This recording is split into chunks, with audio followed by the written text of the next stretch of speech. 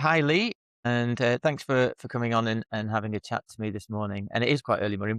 We actually have quite a lot of our meetings early in the morning, so it's quite apt that this is an early morning start. So obviously, you're just here today to talk about the program and the work that we did together, the benefits that you got out of it, and just anything in terms of how taking maybe a broader view of life and the way we relate to life and how that impacts us and the businesses we run is that's the sort of broad conversation.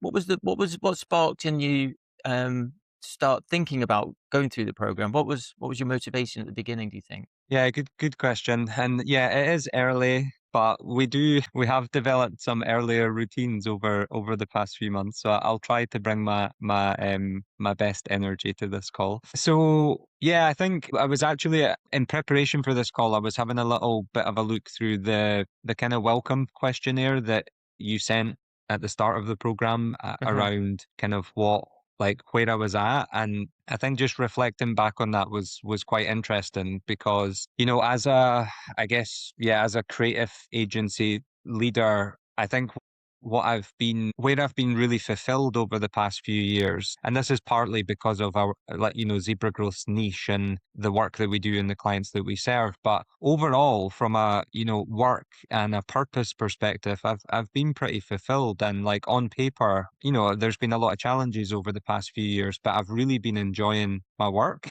and like figuring out all of the kind of agency hurdles that need to be crossed. But I think there was this sense of something not feeling quite right and something missing. And I'll try to explain that a little bit. But I think I'm quite a self-reflective person, and I've also, as you know, Simon, I've done a lot of kind of inner work over the past decade. And for me, it's never been a kind of I do a program and it's set and forget and it's solved. It's been this continual process over the past decade of me really looking within to try to do that inner work that I feel is quite important and to heal. Actually, I think like part of my story over the past 10 years has been there's been a lot of healing that I've had to do. And I think, yeah, to answer your question, it was just this feeling that there was a bit of disconnection inside. So I had been feeling for a while, actually, this theme of disconnection. So this idea that I might be disconnected from myself and there may be some things that I'm not willing to face fully. Um, but also disconnection or distance from the people in my life or the team that I lead, or even like bigger questions like, am I connected or disconnected from nature or from this idea of, spirituality or God or a higher power? And I just felt that it was the right timing because we knew each other, because I had been following, the book and all of the work that you'd been doing. It just felt like the right time. Did you have any expectations of what you might get out of it before we started? I wasn't entirely sure. I think like for me, the Mm, decision was much more of a gut heart decision than it was like a solid, this program that Simon's running can solve this particular issue for me. yeah, So yeah, I think that's important to say. It wasn't one that I could just go to Mo, my co-founder, and be like, "Oh, this is like a great personal development. It aligns with our objectives." It was actually much more an intuitive thing for me. But I yeah. think like maybe just to give a bit more context around that. So I think for me, it was about having a container to process some of the stuff that I hadn't yet managed to process in some of the previous coaching that I had had, or programs that I'd been on, or even therapy Mm. that I've been through. So it was this kind of like, is there some stuff that's sitting within that I need to process, and now feels like the right time? And then I think the element of spirituality, and it had been something that, my co-founder Mo, he's very spiritual, and I hadn't been up until 6 months ago. But because I do a lot of breath work and I do a lot of inner work, and I kind of spend a bit of time in those circles, I had felt like it was worth exploring a little bit more. So that, yeah, I was drawn to it. Yeah, I'd really love to dig into this word spirituality. It's a really interesting thing for me because, well, from my own journey that I had to be sort of dragged kicking and screaming into this world of spirituality because I was in such a mess with my drinking, and people were saying this is the route, this is the way forward. And I was going, no, it's got no relevance to me. This idea of a higher power, universal forces, blah, blah, blah. And so I think I've been quite skeptical, even though I know what I mean by spirituality and I know the benefits it brings. I've been quite skeptical or reticent to use the word or be too overtly spiritual. And so I'm interested about, but you found that one of the qualities that you were interested in, some sort of curiosity there. What's your take on that, especially in the business community? It's an interesting dilemma for me. Yeah, it's honestly, it's still a very, very tough question for me to answer, and Mm, I'm okay with that because I think, and we'll speak a little bit more about this in the conversation. I would imagine, some of the habits that we've built through the program and stuff like that, and I'm very much still in that like exploratory journey. And to give an example, as part of my morning routine or daily routine, I now meditate and then pray daily, mm, and that's really, really new for me. And actually, mm, I'm not sure exactly who I'm praying to, or I think I know why I'm doing it. But the process has been really soothing, and it's been a really, really interesting process. But I think that the idea of why I was drawn to this kind of language of spirituality, and I think for me it is a language thing. It's like I'm questioning, what do I actually mean by that, or what does that mean to me? And I think if I look at the inner work that I've done over the past decade and how I've been living my life, and I guess some of the things that I have viewed as success over like most of my career, and also in running multiple agencies. I think the metrics of which I've measured success for most of my career so far, I've been a bit underwhelmed every time I've hit those metrics, and I think that's got me questioning what is important to me, and are there things that I'm not thinking about that are bigger than me, that are at play, and that can be life forces, nature, creator, whatever that looks like, that maybe I just need to try to tune in, or just attempt to tune into that a little bit more and try to turn. Yeah, I like this idea of tuning, right? So, mm, like, yeah, yeah. can I turn down like where I'm tuned into at the moment in terms of like areas of focus that might not be driven by my kind of true self, but might be driven by other people's, or how my perception has been shaped of what success looks like and what good looks like. So yeah, I don't have a clean answer for you actually. I'm still figuring it out, and that's part of what I really enjoyed as part of the program, is just having a space to like throw that around and and like Mm. play with it and chat about it. So yeah, But actually, it's interesting you say it because I think that's one of the reasons why I was quite drawn to this idea of having a conversation about it because I think by hopefully if people watch this, they'll get a sense of that because it's very difficult to write down and like bullet points, like benefits you'll get is like a 10% increase in well-being or a 50% increase in clarity. And how that emerges. But just interesting you just that thing about success because I think that's it's one of the things we talked about early on is this sense of I think in our culture, our very consumerism, capitalist driven culture that we live in, success has been defined as achieving external symbols of success, whether that's money, property, acquisitions, what have you. And we're not very taught how to feel successful. And some of the qualities we talked about is this sense of authentic success or even authentic happiness of peace, fulfillment, wholeness, freedom, those qualities. That's what success should feel like, regardless of what's going on around us. And I think that's yeah, one of the big things I've got from going through when I went through the program and it was introduced to these principles. So I guess that's an interesting way of thinking about success. It's not what you achieve, but it's how you feel. And I think that's yeah, one of the goals. yeah, I mean, and so yeah. so as a result of going, how did you feel as we went through the program, or what sort of things do you remember as being benefits as we went through the sessions? Yeah, so I just want to pick up on something you mentioned there about like how you should feel.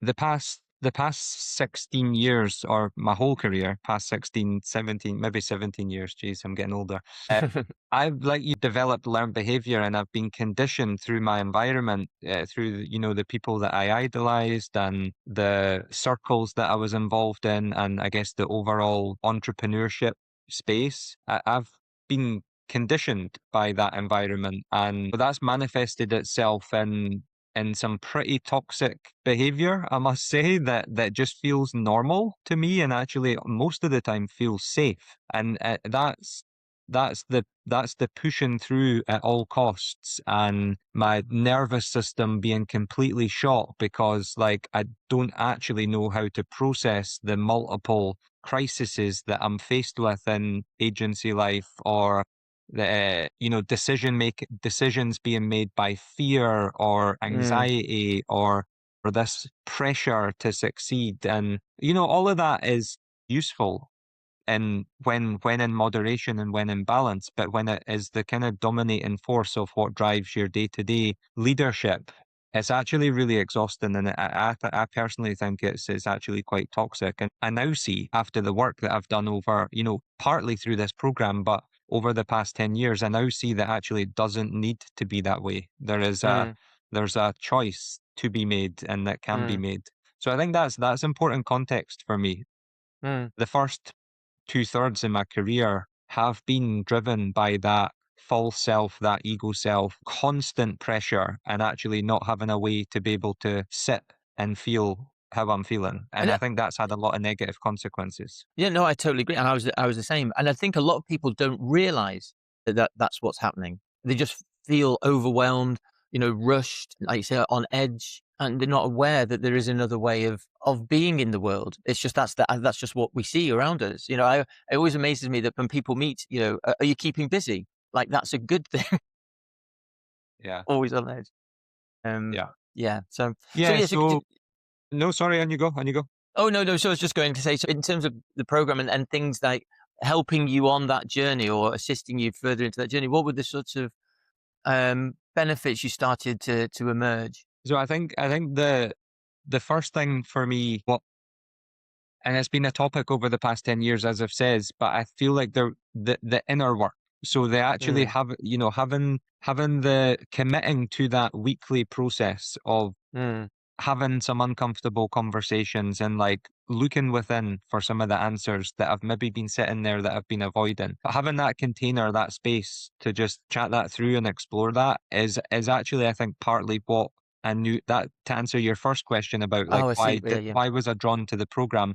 I think I knew I needed that. I needed to deal with some of the stuff that I was maybe avoiding, or not leaning into. So that has been, I think that's been quite transformative for me in ways that I've not fully processed yet, and maybe this conversation will draw some of that out if you ask the right questions. But I think No first pressure. and foremost, that the space to just look within a little bit, because I had maybe for the past couple of years been looking for answers externally, and I think actually the starting point was just to look within and put the time aside to be able to do that. So I think first and foremost, that was the first value point. The second thing for me, a big part of the program, was looking at discipline and building routines. And I mean, you know me, like, typical to most people that you'll speak to that are entrepreneurs, like, I'm pretty driven, and when I put my mind to something, I go do it.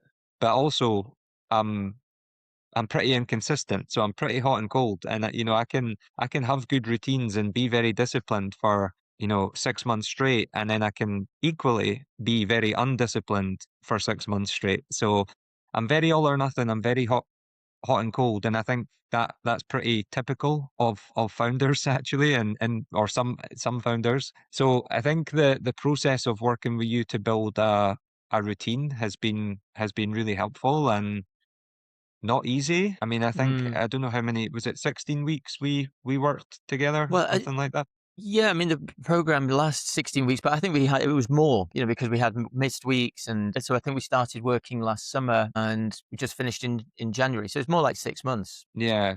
So I think the interesting thing is, I mean, 80% of that, the first 80% of that program timeline, as you know, like I was really struggling to build the routine. So there were certain items that I'd done quite instinctively, like the morning run and stuff like that, the walking. And obviously we worked together at the start of the program to define what those habits and that routine would look like and why. But there was also certain elements of that routine that I was resisting quite a lot up until almost the end of the program, like the meditation, in particular the meditation. And building meditation into my routine has been on my priority list for probably the past 4 years. And there's been such a huge resistance to it. And I think this is pretty normal because when I speak to my team who try to meditate, they also experience this resistance, like finding a quiet space and prioritizing that time just to sit with your breath seems to be one of the hardest habits to build. And right up until the end of the program, the meditation, the daily prayer, that sort of stuff, I found really difficult. And I was trying a little bit, but I had so much resistance that I was maybe doing it once a week if I was lucky. And then I think towards the end of the program, I'm not 100% sure why, but something clicked.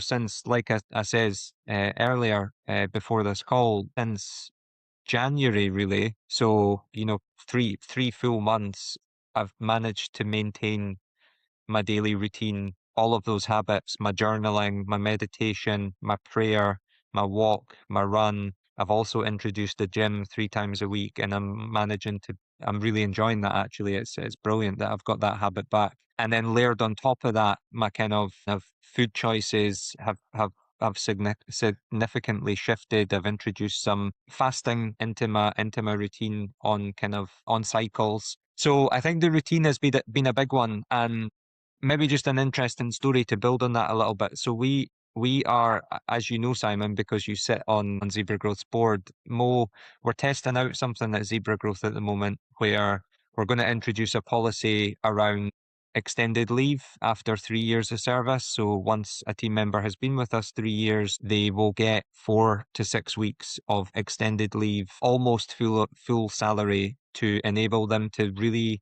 prioritize deep rest. And as part of that, Mo, my co-founder, he's testing it out. So he's currently on his 6 week extended leave, sabbatical. And so for the first thing to say, in an agency, you'll know how difficult that is to do as a founder. The second thing is Mo has been trying to take that extended leave for about a year and a half now. And every time it's came to the moment that he was about to go on extended leave, there's been a reason that he doesn't go. And there's some deep rooted founder stuff in there that I think's interesting for a different conversation. But anyway, we worked together to get him to take the extended leave. But there's been a bit of anxiety and a bit of an unknown for me as being alone without my co-founder for 6 weeks. I've been a bit nervous about that. And I must say the one thing that I kind of went into the process. We're now at the end of 3 weeks, which is great. We're halfway through. And I've had I think one conversation with Mo actually, that's it. But I came into the 6 week process with the routine top of mind. So I was actually thinking, okay, this is going to be a period, going to be a season of a bit of additional pressure, a bit of additional work to do. I'm probably going to feel pretty stretched. And I went into it with a clear mind, and I had a bit of a kind of journaling session 3 weeks ago, which is, okay, well, how am I going to manage this? How am I going to respond to this planned situation? And the routine was the main thing. The Was routine it was but brilliant? I kind of had an internal conversation with myself, and I've vocalized this to my team in our stand-ups and stuff, that the most important thing for me over the next 6 weeks is to maintain my routine. And I find that really interesting because it just shows how much of a core part of my life it's become over the past Mm. 3 months. I mean, over the past 9 months, because it's been a 9 month process to get it to the point where it sticks. But I wanted to share that story because it feels, I don't quite want to say lifeline, but it feels like it's such an important tool in my toolkit of being a conscious founder that it's worth mentioning. Absolutely. No, it's interesting. Funny enough, I came across some research just in the last couple of weeks, and it was talking about, in general terms, positive emotions. But when we've been doing the program, we talk about like high vibration, like, you know, energy modes of being, like in flow and peaceful and enthusiastic and optimistic, those sort of things, versus low vibration being like frustrated, angry, fearful, etc. And there's a spectrum. And anyway, I think instinctively, I know you probably know, is that when you're in those higher states, those positive states of being, emotional states of being, you are just more open to more. Your aperture on life is just more open, and so rather than being closed and everything's a problem, I can't see a way out of it, just being open, it offers you more opportunities to resolve things creatively. And Yeah. and you obviously, when you're going and talking to people, even if it's a bit stressful because of the situation with Mo not being there, you're coming from a place of groundedness and openness and full awareness and going, right, this is the situation. And so I see the benefit of investing time through the routine or any practice that allows you, that specifically puts you in that open frame of being, Yeah. positive emotions. But as you said earlier, actually, it took time to get there. And so, and obviously, again, being honest about the program, you mentioned it there. It's not necessary. It's not easy, is it? It's not No. it's a weekly commitment. There's the morning routine. There are tasks in between. It is quite a big time commitment. And all the pressure of being a leader, the time pressures you know, and obviously we had to miss a few sessions, but you stuck with it. And so if you were talking to other leaders about, yes, it feels like you should prioritize your work. It feels like that's what I should be doing. And anything that's investing in me is a little bit of a waste of time. How would you articulate the benefit to you as a leader of investing that time to to getting you in the right inner state? Yeah.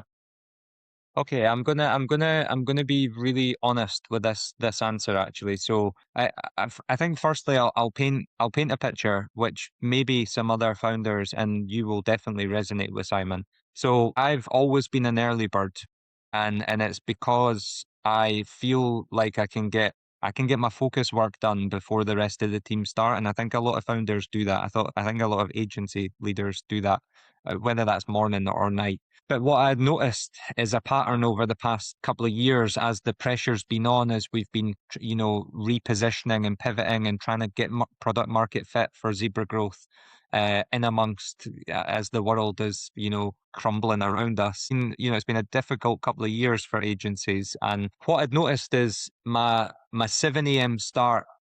Well, I says I was going to be honest. My 6 a.m. start when I open the laptop, usually sitting in my bed, I actually started to notice that became 5 a.m. And then in recent months, end of last year, it became 4 a.m. And it actually pushed to 3 a.m. 3 a.m. And I Gosh. found myself replying to emails and starting work without doing anything else. So without making a cup of coffee, without saying good morning to my son, or without just like taking a moment to breathe, laptop open, it's pitch black, blue light on my face, like feeling like I was being productive. But then I actually started to notice things like, geez, I'm getting 6 hours sleep max here. Like this is not good and I'm feeling pretty rubbish. And I think I was able to zoom out and be like, geez, that's like this is not sustainable. This is not good. But I had just been doing it. Like as you do as an agency founder, you just do it. If it feels productive and it feels like you're going to get your to-do list or your email inbox down, you just do it without really thinking. So introducing the routine was really, really difficult. Like convincing myself that I deserved 30 minutes for a jog and 10 minutes for a meditation in the morning was like I was asking someone that's just not feasible, not possible.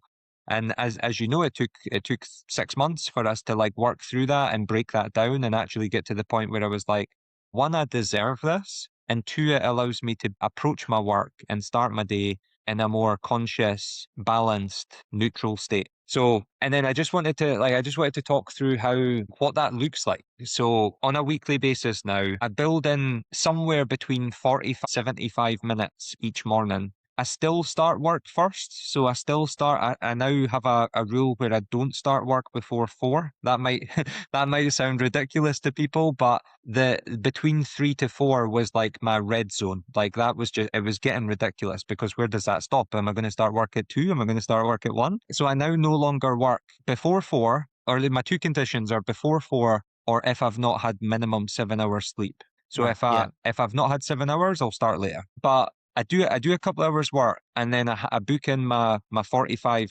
25 minutes, and that starts with a run. So I go out, I do my run first. It's a 25, 30-minute max loop, couple of miles, not, I've ran for a while, so it's not like I'm not like exhausting myself with that, but I'm out, I've got fresh air. I'm like, it's like a fresh perspective of the world. I really, really enjoy it, and I take it all in. I come back, I put on some background peaceful kind of music. I meditate for 5 to 10 minutes, and then I pause for a prayer, which is the most difficult part for me to say out loud, especially Mm, as it's being recorded, because that 6 months ago would have been completely alien to me. And as I say, I'm not quite sure who I'm praying to, but I am sure on why I'm praying. And really what that looks like is it's a couple of minutes where I'm praying to, so I'm praying to and the words I'll use are things like universal love. I have said God a few times, but I'm not quite sure what I mean by it. And I'll really just talk through. I kind of started with a script, so I don't know if you remember. I had yeah, a yeah. script for the prayer, but that started to become a bit robotic and functional. So what I actually started to do is just actually think what's present, and some of the stuff that I've prayed about over the past couple of months have been a friend who was diagnosed with cancer, a colleague who was diagnosed with cancer, my mum who has been going through some difficult stuff, but also just like what I'm grateful for. So, like, actually just reflecting on and saying out loud the stuff that I'm grateful for in that moment and the strength that I potentially need for the day ahead. And so I do that. And then I do some journaling. So I kind of write down what I'm grateful for, and then what is my kind of goal for the day, and what does success look like, and what are the behaviors and habits that I want to tick off. And to answer your question, why is that important? A typical, like, there's some days where I get up and like I'm really, really anxious because I've maybe looked at my diary and I've not got a 15-minute gap for 10 hours. And within that, I've got 150 emails to reply to, and I've got a 3.5 hour brand or growth workshop. So, like, I wake up and I'm instantly like, shit, I'm under pressure. I'm really anxious here. But actually, that 45 to 75 minutes and getting out into the fresh air first thing in the morning, it just allows me to take a balanced view of that diary. And in most cases, actually, what it allows me to do is it allows me to respond to that diary. So in most cases, what I'll do now is I'll be like, that's not achievable. And then I'll look a couple of days ahead and I'll deprioritize things and I'll send people emails and I'm saying, look, I'm a bit stretched here. Is it possible if we reschedule? That's a whole different story around the guilt that's related to that, but I'll not open that up just Mm, now. But yeah, I just wanted to like give you actually what I'm doing and how it's mm. helping. Yeah. Which is interesting because I'm the same as I'm up early. I get up between 4 and half 4, something like that, and I must admit I don't work, but I do my meditation, prayer, out for a run, etc. And it's interesting. I'm nervous about talking about prayer. I don't want to scare everybody off. It's like, oh my god, it's like a religious cult. It's not that at all. But it's funny how you would feel like a bit self-conscious about talking about it. Anyway, but I'm always back by 7, and that's when I get the kids ready, and then out. So, but it is found that investment in your own inner state before going out into the world is really important. And Yeah. so, if you were, well, as I am, as I mentioned to you, I am keen to try and take this program out a bit further afield and to other agency owners. And it's probably not right for everybody. I know it's, you said you had a certain curiosity about the program, but I mean, who do you think would particularly benefit? Who is this for, do you think? I think it's for, in my view, and you might have a slightly different view to this, Simon, but for me, it's for someone who is at the very least curious about how they're living their life and running their business and showing up as a leader. They're curious about what within that could they potentially look a bit closer at, and they've maybe got some blind spots or areas that they're neglecting. So for me, there has to be a little bit of curiosity. There has to be a little niggle that says, actually, maybe what I've tried so far isn't the right solution for what actually I need now. And it might have been something that worked previously, but is no longer working.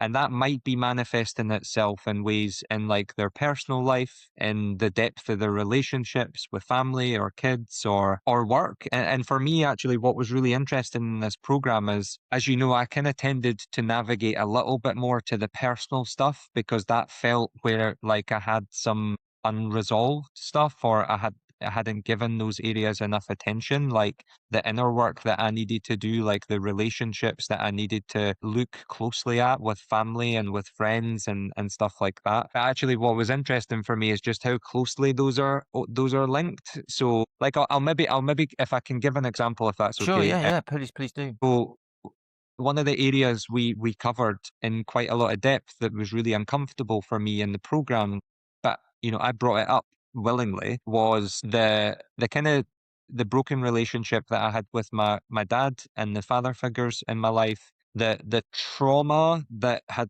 come with that I had been kind of processing for over a decade, nearly 15 years now actually. And part of my commitment as part of the program, which now is part of my daily prayer and a lot of the stuff that I journal about and then my habits, is to I see as having kind of a gentle responsibility now for me to look at that generational trauma and for me to be the person in that kind of family line that says, okay, enough's enough. Like, what needs to stop here? What is the stuff that I'm carrying forward that, the pain that my dad had to carry and my granddad had to carry? Um, and that, then what is my action plan to resolve that so that I don't pass that down to my son? That was a big part of the outcomes of the program for me. But what's really, really interesting is the relationship between that very personal example and how that translates into my leadership. Mm. So just by digging into that and sitting with that and exploring that deep topic of generational trauma, what it's allowed me to do is actually zoom out a little bit as a leader and say, what are actually the learned behaviors and what are the conditions that I'm creating in the workplace through my leadership that are actually not that conducive to a good psychological safe workplace and good leadership. Yeah, that is an amazing point, Lee. I actually hadn't really appreciated that, the interconnection, because I think, you're right, in terms of who is this for, I think in my mind, I'm talking about, I can't help but reflect of where I was 10 years ago, and the troubles I had, which I sort of associated very much with the work environment, the stresses, the pressure that you talked about, which is all self-imposed in some ways. We do take our cues from to people around who we look up to, but we go, "Oh, I want to succeed like they're succeeding," and so we put the pressure on ourselves. So I have this notion that a lot of the pressures and behaviors that I had were related to business, but obviously it's so much. Sorry, and so yeah, so the people that I think I can help most are the people in leadership positions that are feeling that stress. But as you go through the program, and what you might come with a niggle, like you said, like there's something not quite feeling right inside, and it might be related to work, and you think work feels harder than normal, and I could do with some help. And I think a lot of people to go, well, if only my business problems would resolve, then everything would be okay. Yeah. But it's never that way. It's never the case. Is it? It's only if. And so when you Yeah. go through here, you might have a niggle or a concern about the business, but once you start digging in, it's all related, isn't it? That inner that inner misalignment, whatever you want to call it, there's something missing. It manifests in so many different places, and that's such a good insight about how something which is seemingly unrelated over there, that hasn't been resolved, that is causing some sort of subconscious, soulful sort of disturbance, manifests over there in the work environment, and you resolve that, and it has an impact over there. I think that's an amazing Yeah. insight.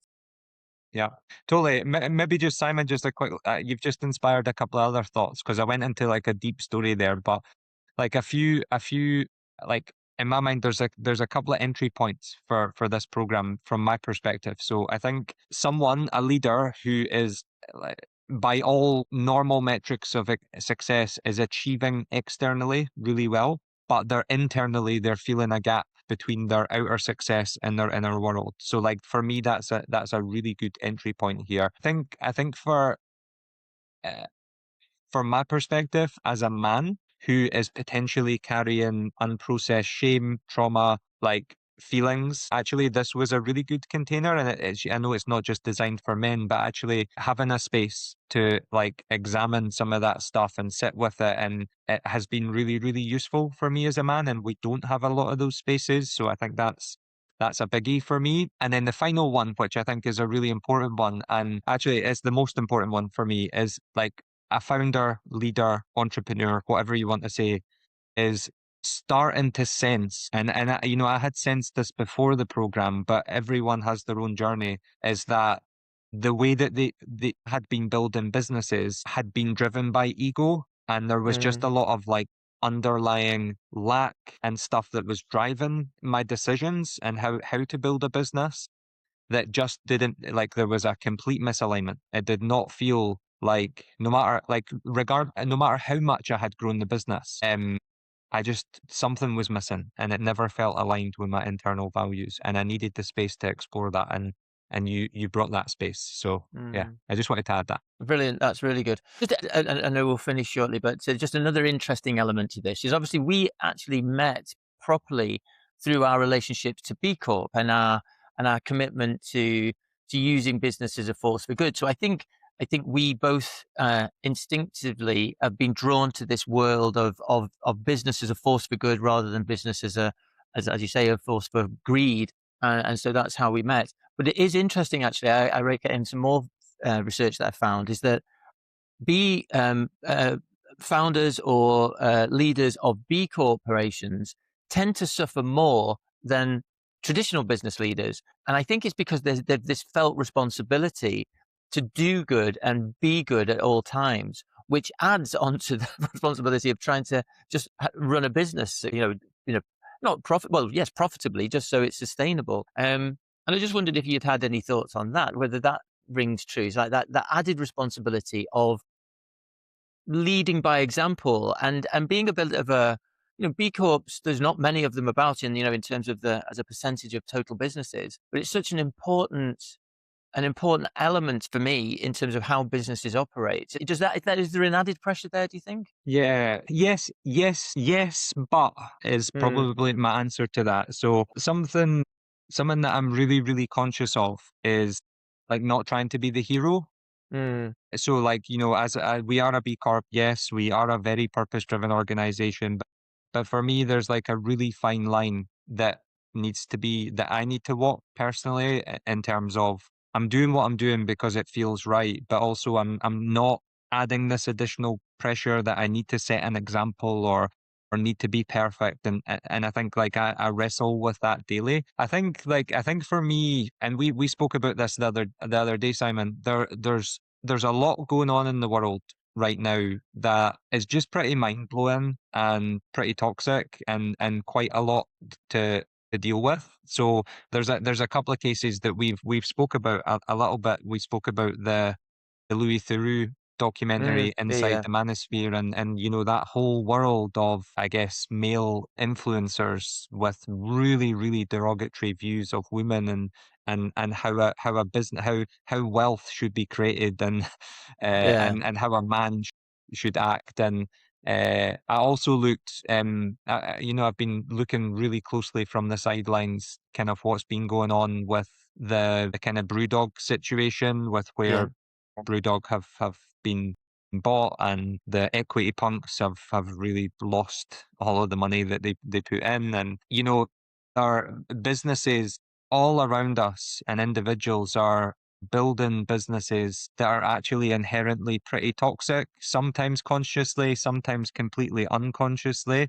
And that's manifesting itself in ways with right up to the big corporates who govern most of the world. And I think, for me, while not trying to be the hero, what's actually really important for me is that the inner work that we do as individuals, we shouldn't underestimate how important that is, and actually how mm, transformational that can be. Because I think for every one leader, whether that's an agency leader or not, for every leader that decides to just ask themselves the tough questions and be okay sitting in that space and wrestling with that uncomfortable, am I ego driven? Am I actually being authentic in my role as a leader in an agency? Am I creating the right conditions for this business to succeed, but also for the environment, the community around it to succeed, and the people within it to succeed? And that's really important. For every one person that does that, in my mind, we take a massive leap forwards to actually creating a better business ecosystem and a better world that's healthier for it. So it's like a tough balance. Like I wish honestly I could pick up the phone to every leader and say, do this course because it's going to be transformational for you and the ripple effect is going to be massive. But actually also there needs to be a bit of patience and humility with that because people need to be ready for it and they need to Totally. want it. Yeah, yeah, I totally agree. Yeah. That's really good, Lee. Fantastic. So the final question is actually just, well, obviously you went through the program. It took us quite a long time, but it wasn't. It was 6 months. It was, but it was as long as it took. We've talked about some of the benefits. What's in which ways could it improve? If you say, look, that was fantastic, Simon, but how would you it? I mean, I never prepped for this question. Well, it's coming from the heart then. Yeah, I really need to like use a bit of intuition here because like when you ask for feedback verbally, like sorry, written feedback, I mean, it was literally like it's changed my life. It's been incredibly transformational, and I still stand by that. I would say like maybe a peer element, and that's just personally from me. I think the one-to-one was really great, but I'm just wondering, would there like for me, would a peer element have been helpful in terms of like integrating that and getting feedback and like having conversations with other people? I'm not sure if the future programs are going to be are going. Well, in terms of like as a group of people going through it together. Well, not necessarily. So like it could be that there's almost like an alumni. So I think yeah, like the one-to-one I think is still really important because it's important to have a safe space. Mm, Could there be alumni get-togethers? Could there be spaces where different cohorts come together to like discuss it and like reflect and like have peer support? And I think that would be. I know that we've got the WhatsApp group and stuff like that, which is great. But I'm thinking how could that be deepened? Because I think there's a lot of potential there to deepen that. yes, I think that's an excellent idea. I will a sort of community type element to it. Yeah, yeah, yeah. I love that. Brilliant. That's amazing. Thanks so much, Lee. I'm just conscious of time, and I know Oh, you're very busy. yeah. Is there anything else before we leave? Anything else to add? No, not really. No, No. thank you. It's Good. been it's been fun. Good. Good. Good. Good. Excellent. Right. Well, I will say goodbye. Thank you very much, and have a fantastic day. Thank you.